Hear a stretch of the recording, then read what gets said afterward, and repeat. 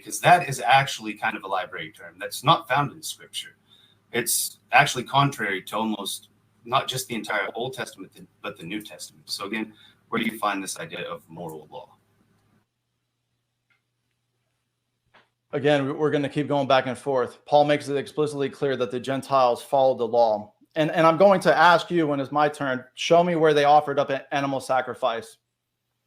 Again, you're going to have to argue from silence because this never happened.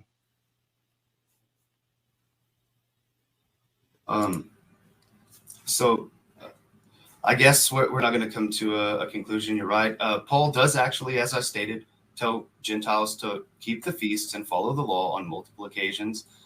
There's no implication whatsoever of a separation of God's law. God's law, all throughout the Old Testament and New, is defined as one. Jesus clearly said that he doesn't bring a new commandment.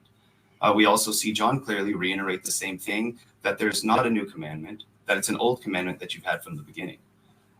This idea of the moral law is quite literally an argument from silence. So if we can, let's try to keep things in the context that we could prove with Scripture.